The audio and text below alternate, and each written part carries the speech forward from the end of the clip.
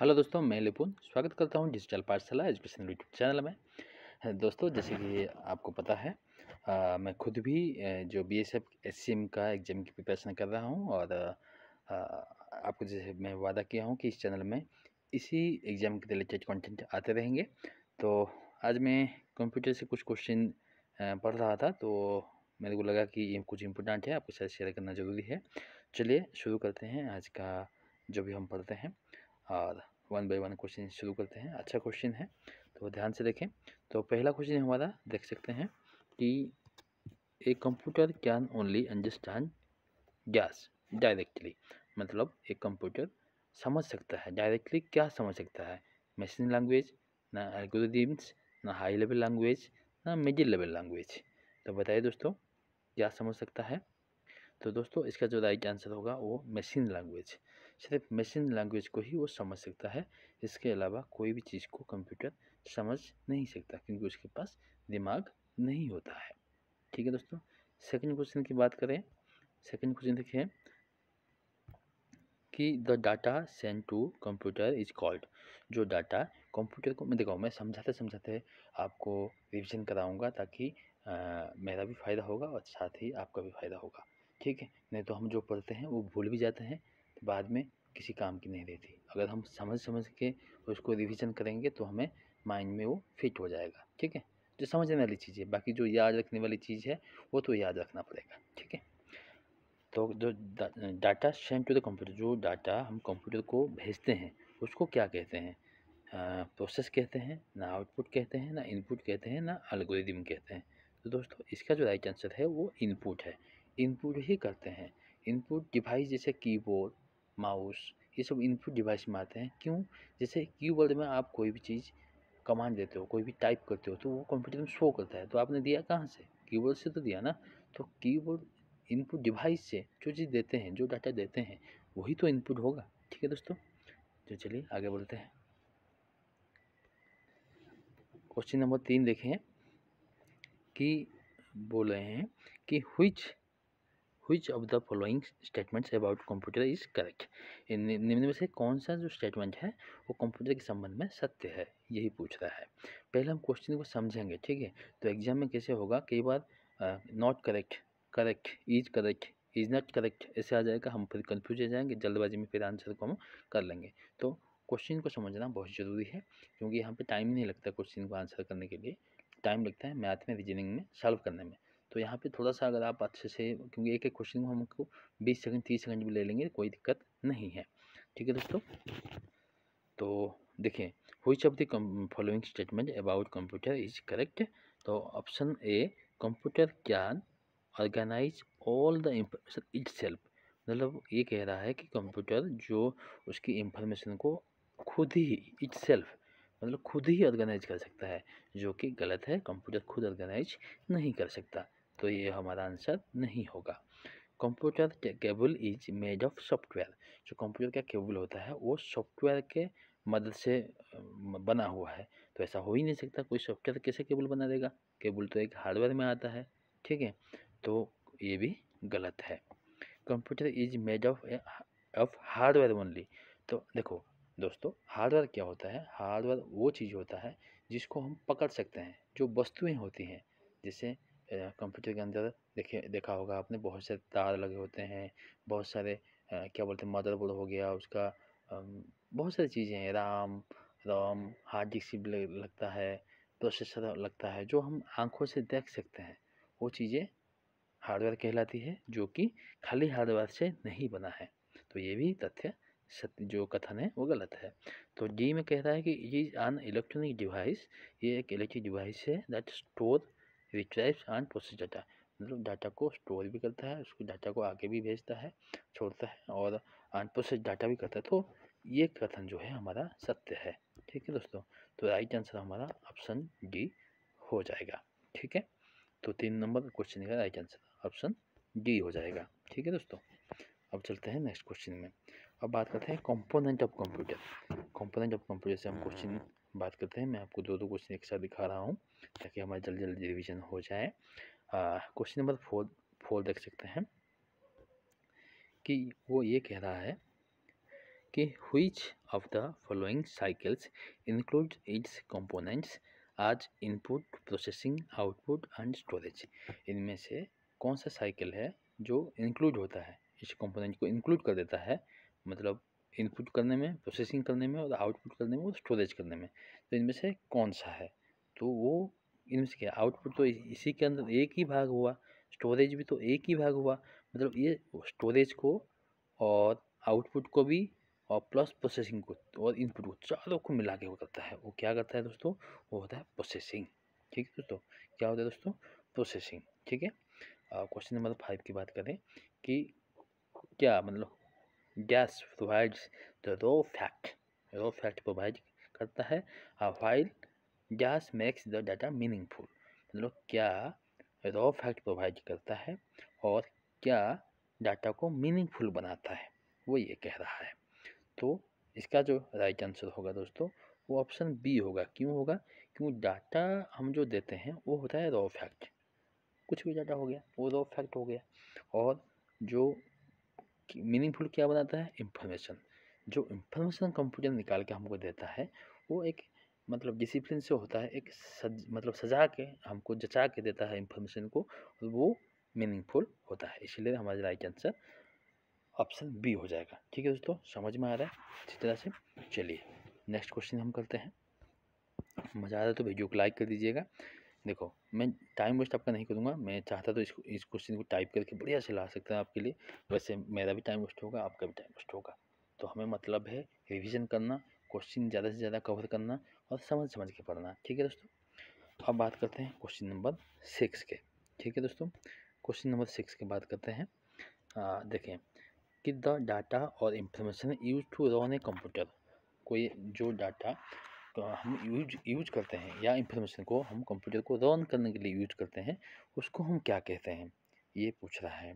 तो देखिए इनसे ना हार्डवेयर ये भी नहीं है, पेरिफेरल ये भी नहीं है, सीपीयू ये भी नहीं है। तो देखो कोई भी कंप्यूटर को रन करने के लिए हमें किसी डाटा की या कोई इंफॉर्मेशन की ज़रूरत ही नहीं होती। ठीक है, हम किसकी ज़रूरत है, हार्डवेयर की ज़रूरत होती है। ठीक है, हार्डवेयर की ज़रूरत होती है और इलेक्ट्रिक सप्लाई की ज़रूरत होती है। तो उसमें हार्डवेयर अकेला भी नहीं होता है, तो ये सारी चीज़ जो है गलत हो जाएगा। तो हमारा जो राइट आंसर दोस्तों वो हो जाएगा नॉन ऑफ दिस। ठीक है दोस्तों, समझ में आया। अब क्वेश्चन 7 की बात करें कि when information is fed into the computer. जब कोई इंफॉर्मेशन, कोई सूचना, कोई डाटा कंप्यूटर में फेड हो जाता है तो which of the following is created. मतलब निम्न में से इनमें से क्या क्रिएट होता है। तो इनमें से क्या क्रिएट होता है, आइडिया क्रिएट होता है, आइडिया कंप्यूटर देगा, उसके पास दिमाग तो है नहीं, आइडिया कहाँ से देगा। फैक्ट भी, सत्य या गलत कुछ नहीं दे सकता, हम जो बताएंगे वही करेगा, वो सिर्फ मशीन लैंग्वेज को ही रीड कर सकता है। ठीक है, ऑब्जेक्ट भी नहीं दे सकता। तो हमारा जो राइट आंसर दोस्तों वो हो जाएगा option A, that is data. ठीक है, अब चलते हैं नेक्स्ट क्वेश्चन। देख सकते हैं which of the following is an example of non numeric data. Non numeric, पहले तो आपको ये इसका मतलब समझ में आना चाहिए कि नॉन न्यूमेरिक होता क्या है। न्यूमेरिक, नॉन न्यूमेरिक, न्यूमेरिक मतलब जो नंबर होता है। ठीक है, जो नंबर होता है, नंबर 1 2 3 4 5 ये सब नंबर है। नॉन न्यूमेरिक मतलब नॉन न्यूमेरिक होता है जो अल्फ़ाबेटिकल डाटा होता है। जैसे एक गांव में 100,000 लोग हैं तो 1000 लोगों के जो नाम होगा, वो नाम, उसकी फादर नेम, उसकी मदर नेम, उसकी सिस्टर नेम, उसकी, ये सब होता है उनका नॉन न्यूमेरिक डाटा। और हम किसी की बात करें, कोई एग्ज़ाम का स्कोर कार्ड की बात करें या किसको कितना वोट मिला वो वोट की बात करें, तो ये सब न्यूमेरिक डाटा होगा। तो ये समझ में आ गया। तो मेरा मकसद यही है कि समझ के हम क्वेश्चन को सॉल्व करेंगे, ताकि अगर ये क्वेश्चन एग्जाम में टकराता है तो हम आराम से इसका आंसर सॉल्व कर सकते हैं। तो which of the following is an example of numeric data, non numeric data. तो आप देख सकते हैं इसमें टेस्ट स्कोर दे रहा है, स्कोर तो नंबर में आता है, ये नहीं होगा। फिर बैंक अकाउंट नंबर, ये भी नंबर में आता है, ये नहीं होगा।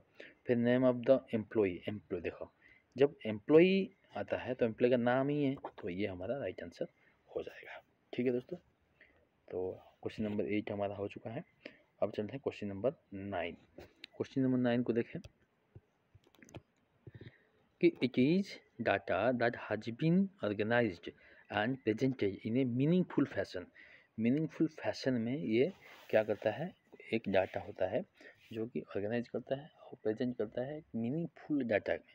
तो मीनिंगफुल डाटा में क्या करेगा दोस्तों, प्रोसेस क्या करेगा, मीनिंगफुल डाटा में क्या करेगा, आप देखें इसका आंसर दें।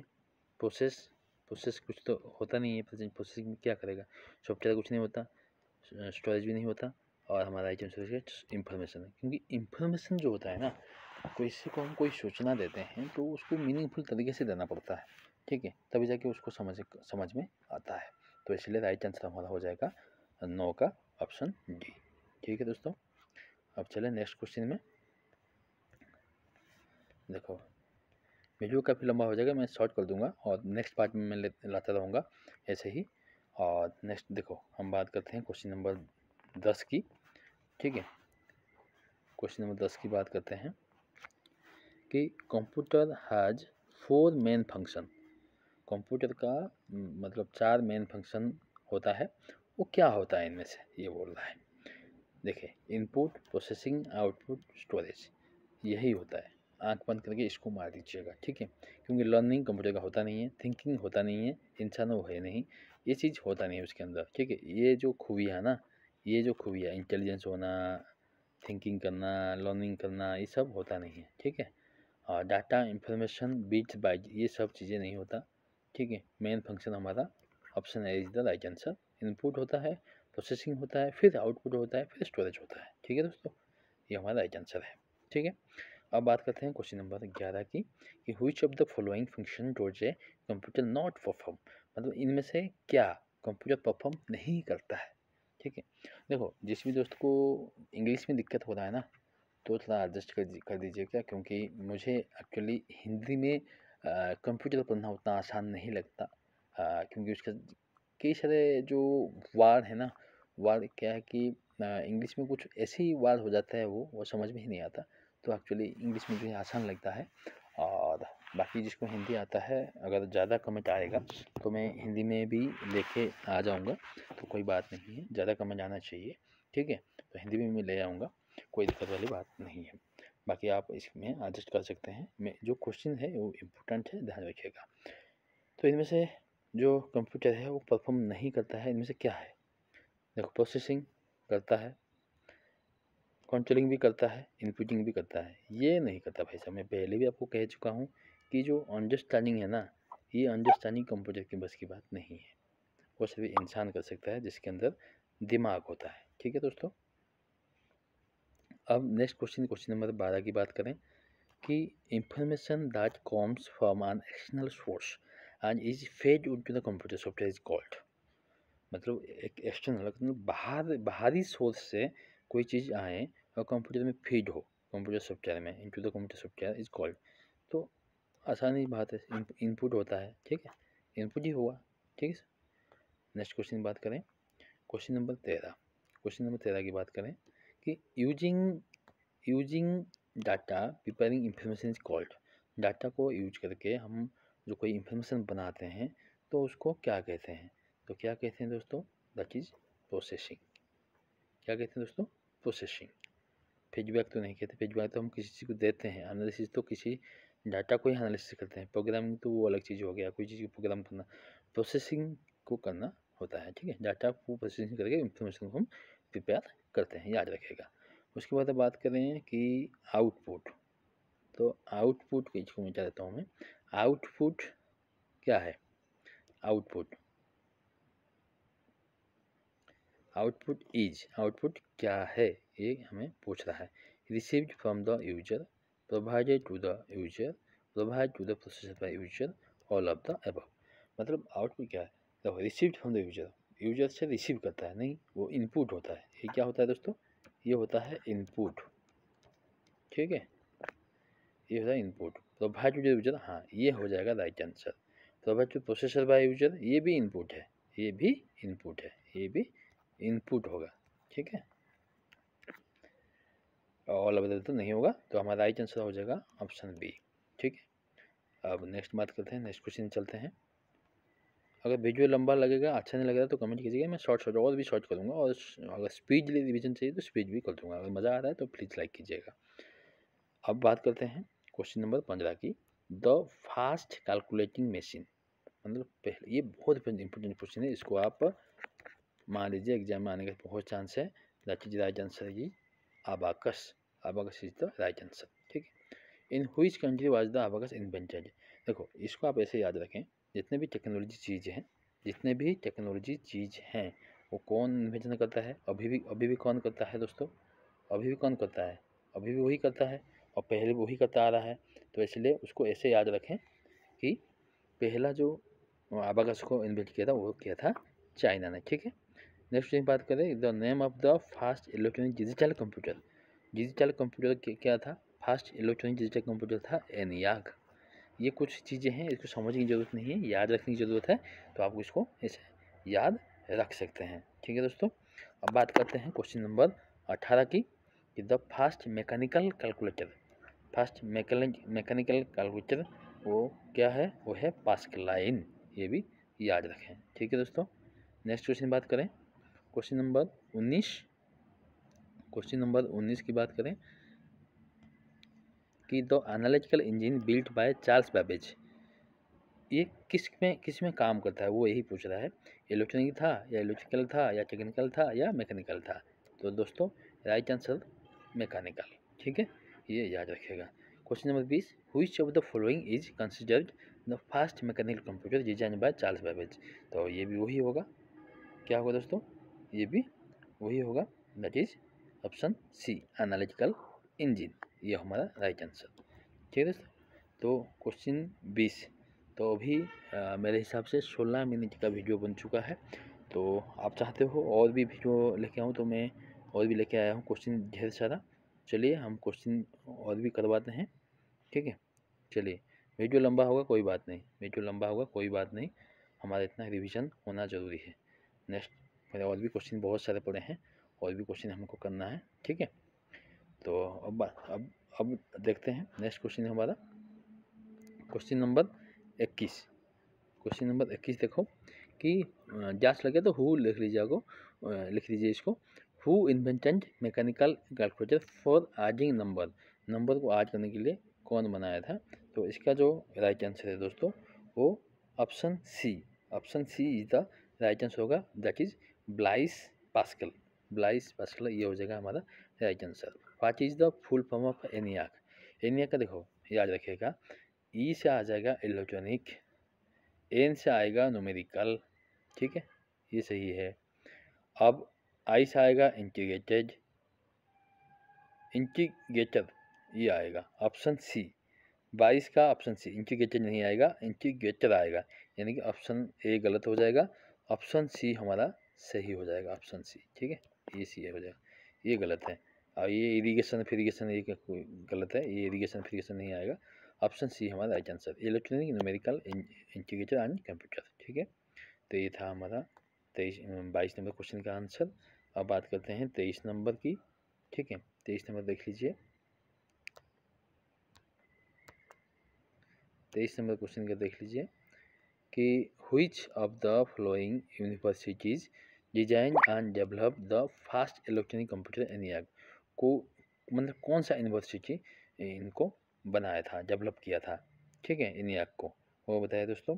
वो यूनिवर्सिटी ऑफ ये है, आप पढ़ लीजिए इसको, ये याद रखिए, पेनिसिल्वानिया, यूनिवर्सिटी ऑफ पेनिसिल्वानिया। ठीक है दोस्तों, ये याद रखिएगा। Question number 24, what was the name of the fast computer without mechanical parts build by J.W. Mauchly and J.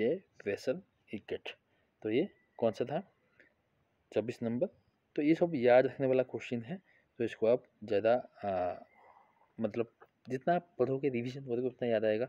तो ये मार्क 2 राइट आंसर होगा। ठीक है दोस्तों, बढ़े नेक्स्ट क्वेश्चन में। 25 नंबर की बात करें, 25 नंबर क्वेश्चन कि who among the following created the electronic discrete variable automatic computer is what? इसका फुल फॉर्म भी यहीं बता दिया, ये भी याद रखिए, इसका अगर फुल फॉर्म आ जाता है तो ये होगा electronic discrete variable automatic computer with a memory that store program as well as data. तो ये बताएं, तो कौन क्रिएट किया था इनमें से, वो बताओ। तो इसका जो राइट आंसर दोस्तों वो हो जाएगा हमारा ऑप्शन डी। ऑप्शन डी हमारा राइट आंसर हो जाएगा, that is John von Neumann. ठीक है दोस्तों। तो next important question, who invented EDSAC. EDSAC को कौन इन्वेंशन किया था, उद्भावन किया था। ठीक है, तो बताइए दोस्तों। ये राइट आंसर होगा option C, that is मर्क्यूसी Wilkes. ठीक है दोस्तों। सत्य आंसर की बात करें, who is the father of computer, ये तो सबको आता है, ये तो सबको आता है। ठीक है, ये तो सबको आता है, दैट इज चार्ल्स बाबेज। ठीक है दोस्तों। नेक्स्ट बात करें, नेक्स्ट क्वेश्चन चलते हैं। देखो वीडियो थोड़ा सा लंबा होगा मगर क्वेश्चन इंपॉर्टेंट है, ध्यान रखिएगा। अभी और इम्पोर्टेंट क्वेश्चन बाकी है। ठीक है, अब नेक्स्ट बात करें कि who consider the father of modern computer. Modern computer का फादर कौन है, तो ये आंख बंद करके इसको याद रखें, very very important question. Alan Turing. Alan Turing को मॉडर्न कंप्यूटर का फादर कहते हैं। ठीक है दोस्तों, मॉडर्न कंप्यूटर का फादर कहते हैं किसको, एलन ट्यूरिंग को। ठीक है, अब बात करते हैं 29 नंबर क्वेश्चन की। 29 number question, which was the first programmable general purpose computer in the world. ठीक है, वर्ल्ड का प्रोग्रामेबल जनरल पर्पज कंप्यूटर इनमें से कौन सा है। इनमें से जो जनरल जो प्रोग्रामेबल कंप्यूटर है वो है दोस्तों एनियाक। ये एनियाक ना वेरी वेरी इंपॉर्टेंट है, एनियाक को आप याद रखें। थोड़ा सा रुको, मैं सेटिंग में कुछ गड़बड़ चल रहा है। हाँ अब ठीक है। ठीक है, उसके बाद हम जनरेशन कंप्यूटर की बात करते हैं। In which generation were computer बल्कि वैक्यूम बेस्ड एंड कॉस्टली। देखो ये क्वेश्चन को आप याद रखें, ये क्वेश्चन जो होता है ना, ये क्वेश्चन ही आपको आंसर दे देगा कि क्वेश्चन में ये बोला है कौन सी जनरेशन कंप्यूटर जो था बल्कि था, बल्कि मतलब बहुत बड़ा था, ठीक है, साइज में, और वैक्यूम बेस्ड था, और कॉस्टली भी था, तो ये फास्ट जनरेशन है। ठीक है, option C is the right answer. ठीक है दोस्तों, अब बात करते हैं 30 नंबर क्वेश्चन हमारा जा चुका है। अब बात करते हैं 31 नंबर क्वेश्चन।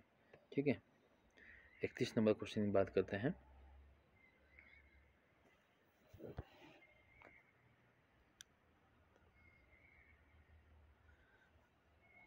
Assembly language.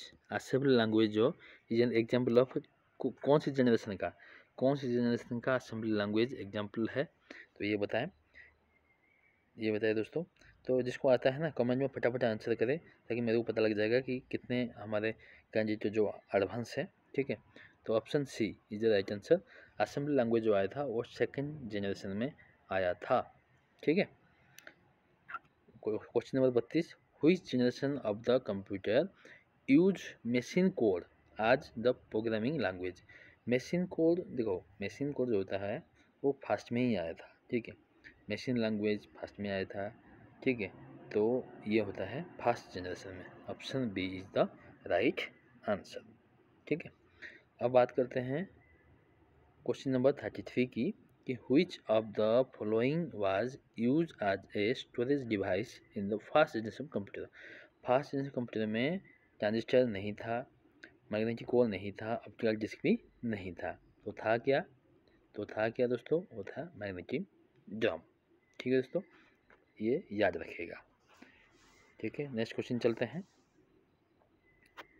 देखें नेक्स्ट क्वेश्चन में आ गए हम, और क्वेश्चन नंबर 34 की बात करें कि which electronic components was use in second generation computer. Second, इनमें से क्या चीज़ यूज हुआ था, तो इसमें क्या हुआ था, ट्रांजिस्टर। ये वैक्यूम ट्यूब आया था, ये आया था फास्ट में। ठीक है, और ये आया था सेकेंड में। ठीक है, ये सेकेंड जनरेशन में आया था। अब क्वेश्चन नंबर 35 की बात करें कि which of the following is a second generation system. Second generation system इनमें से कौन सा है, तो ये है IBM नोटबुक। ठीक है, ये हमारा राइट आंसर हो जाएगा। ठीक है, क्वेश्चन नंबर 36 है, what was the working life of second generation of computer. तो कब से कब तक सेकेंड जनरेशन कंप्यूटर था? तो आप ऐसे याद रख सकते हैं, जो सेकेंड जनरेशन कंप्यूटर था वो था 1957 से लेके 1962 तक, मतलब चाइना का जब लड़ाई हुआ तब तक ये सेकेंड जनरेशन कंप्यूटर था। ठीक है, तो ऐसे आप याद कर सकते हैं।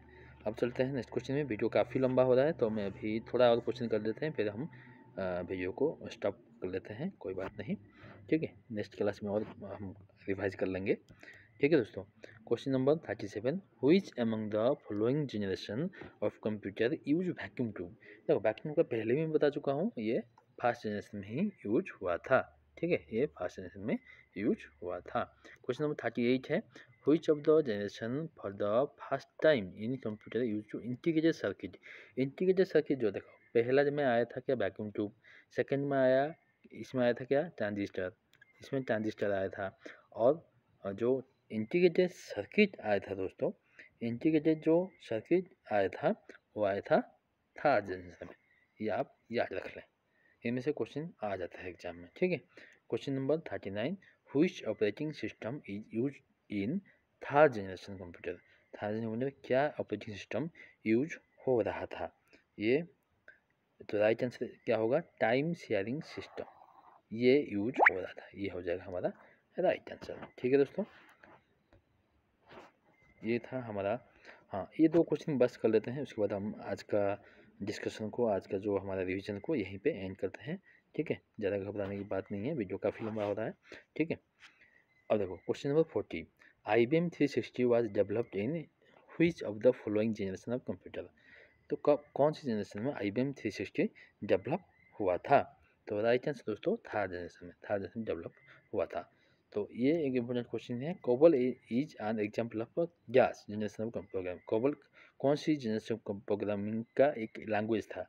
मतलब आपको प्रोग्रामिंग लैंग्वेज का भी और वन जो रीजनिंग में आता है ना, और वन आउट, तो इसमें भी प्रोग्रामिंग लैंग्वेज में कोबल कई बार देखने को मिलता है।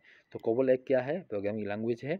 वो कौन सी जनरेशन में आया था, ये हमें सवाल में पूछ रहा है। तो इसका जो दोस्तों, इसका जो राइट आंसर हो जाएगा दोस्तों, that is option D, third generation में ये लैंग्वेज आया था। तो दोस्तों आज की क्लास को मैं यही रख रहा हूँ, क्लास बोलो, रिवीजन क्लास बोलो, जो भी बोलो।